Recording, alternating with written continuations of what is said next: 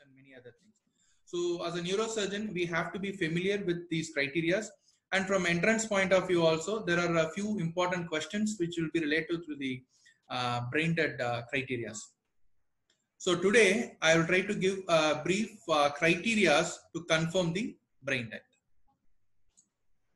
So the main criteria to summarize, the main criteria is the absence of brainstem reflexes.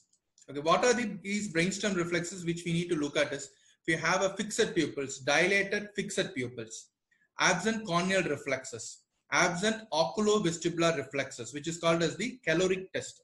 See, the caloric test, before doing this caloric test, we need to confirm that the tympanic membrane is intact. So after confirming that the tympanic membrane is intact, about 60 to 100 ml of cold saline has to be injected into the ear. So you have to look for any extraocular movements, if any extraocular movements after the next minute.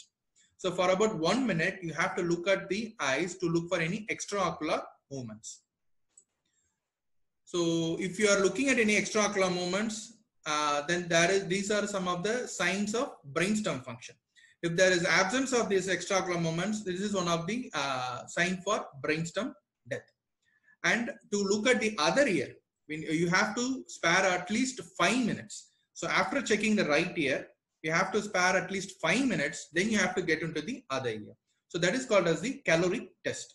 Then about the absent oculocephalic reflex or the Dulce phenomenon. So before doing this Dulce phenomenon, we have to confirm that the patient doesn't have any cervical spine injury. So Dulce phenomenon is when you tilt the head towards the opposite side, the point of fixation doesn't change. So the patient will be looking at towards the point of fixation even if you are turning the head. That is called as the Dulce phenomenon. So before doing this Dulce phenomenon examination, you have to confirm that the neck is fine, the cervical spine is intact. Then absent gag and cough reflexes. So these are the clinical examination findings to confirm, to see whether there is brainstem function or not. Then we have to see the apnea test. So before doing the apnea test, we have to see whether there is any response to central pain, and the vital signs. The criteria is the core temperature more than 90 degree Fahrenheit or 32 degrees Celsius, and systolic BP should be more than 90 millimeter of mercury, and there should be no drugs which could simulate the brain death. So after assuming all these things, when you come to a conclusion, or when you have to confirm that the patient is brain dead, then we have to get into the apnea test. So we'll discuss in brief about all these things. So what is this apnea test or apnea challenge test? So when there is no spontaneous respiration after disconnection from the ventilator. So this is a function of the medulla oblongata. So the assessment of the function of the medulla oblongata. So what happens if the respiration is stopped? So before, that's why I said apnea test has to be done only at the last step to confirm that brain death is happened. So when the respiration is stopped, so there won't be any CO2 washout. So there will be accumulation of CO2 within the body, which will result in elevated PaCO2, that is hypercarbia. So hypercarbia produces cerebral vasodilation. Cerebral vasodilation will produce increased ICP. When the ICP increases, the coning will be increasing. So there will be worsening of the GCS or worsening of the vasomotor things if the patient is subject to the this apnea test before confirming clinically. So that is why we have to confirm that the patient is clinically brain dead and then get into the apnea test. See, hypercarbia is the most potent stimulus for respiration. So the guidelines for doing the apnea test, if the apnea persists for more than 2 minutes, and the PaCO2 value of more than 60 millimeter of mercury, or if the PaCO2 is more than 20 millimeter of mercury over the baseline, and if the pH is less than 7.3. So as I said, the CO2 is the most potent stimulus for respirations. So if the patient doesn't breathe at this point, definitely is not going to breathe at a higher PaCO2. And this test is not valid if the patient is having a severe COPD or congestive heart failure.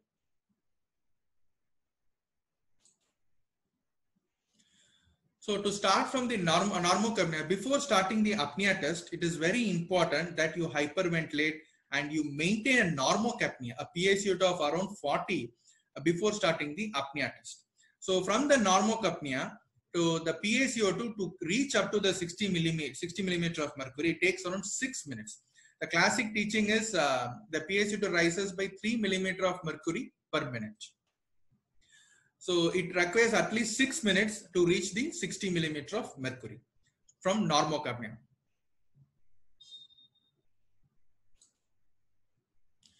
So this apnea test has to be aborted prematurely if the patient starts breathing. So this is incompatible with brain death. And if there is a significant hypotension during this process, and if the oxygen saturation falls below 80%, and if the patient develops any significant cardiac arrhythmias. So at these stages, the apnea test has to be aborted.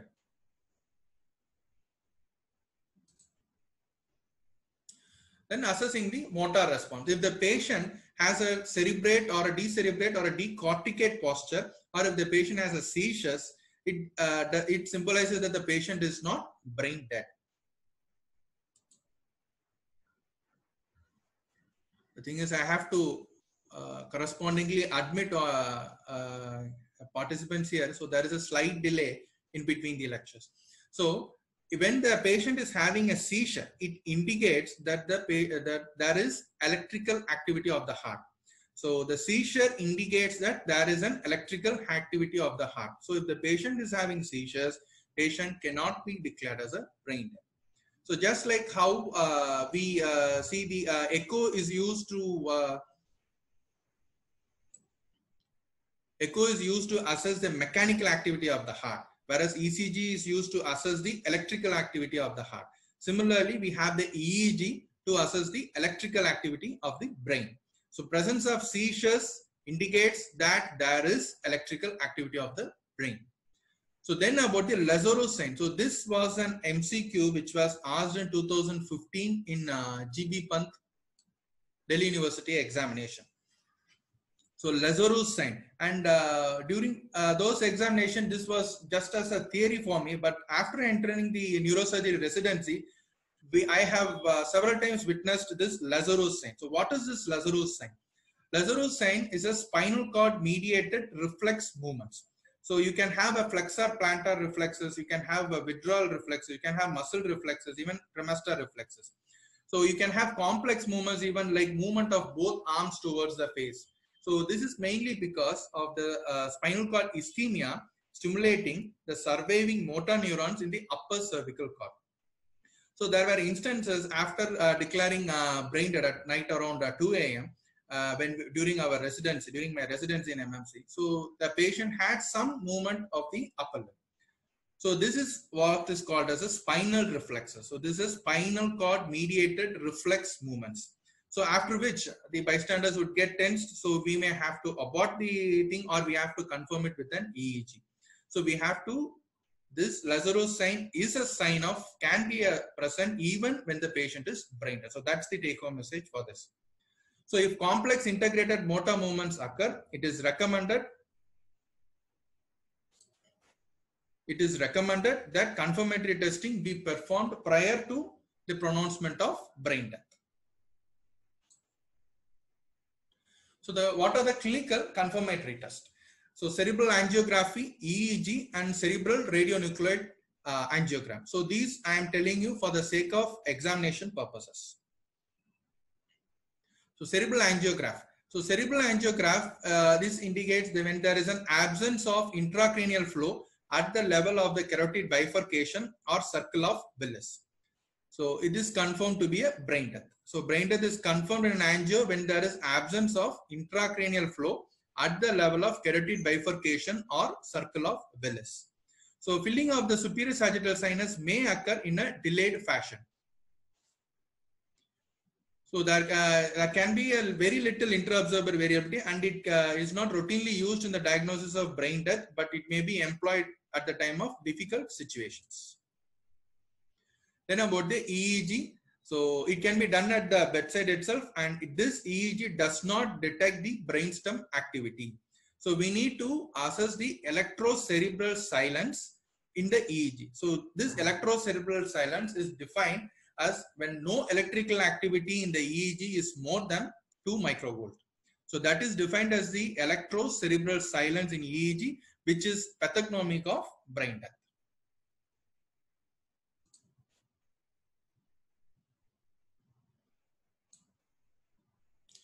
So then about the cerebral radionuclide angiography. So this is usually done in special circumstances. So the presence of a low energy collimator A is essential to do this, and this is usually done in the special settings when there are complications like hypothermia, shock, and drug intoxication. The CRAG may be useful.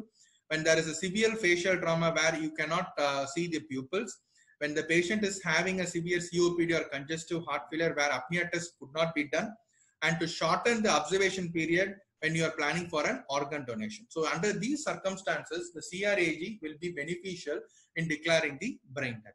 So how it appears in a CRAG is, so this is also an MCQ which was asked in PGA in 2014, the hollow skull sign.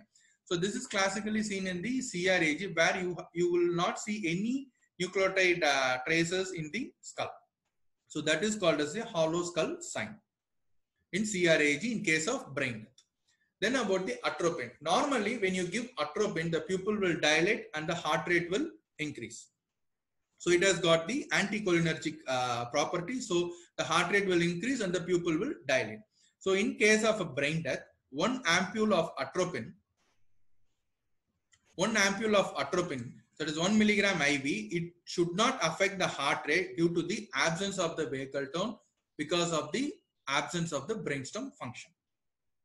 So the normal response to atropine of increased heart rate rules out brain death. So this also has to be kept in mind. There are certain exceptions even for this. So in case of Guillain-Barré syndrome, this response may be blunt. Okay, so this is an important point. So in Guillain-Barré syndromes, this response may be blunt. You may not expect the adequate the response that you get in the brain death patient.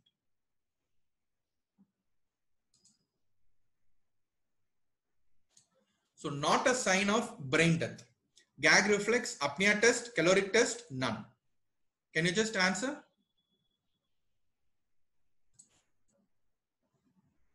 Not a sign of brain death.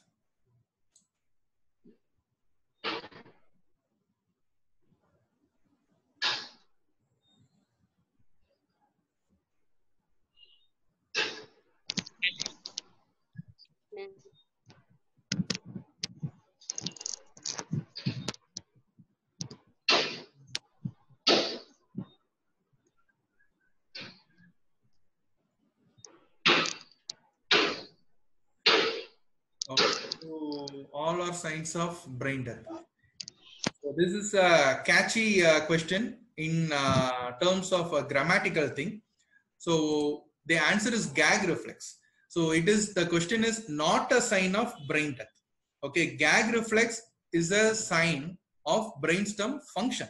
So absence of gag reflex is a sign of brain death. Okay, so that is what catchy thing in the question. So it is just an active or passive voice. So you should be very conscious of reading the question and also the answer.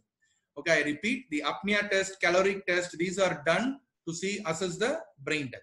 Whereas presence of gag reflex indicates there is good brainstem function, which is not a brain death sign. So absence of gag reflex only is the presence of brain death. So then about the spine.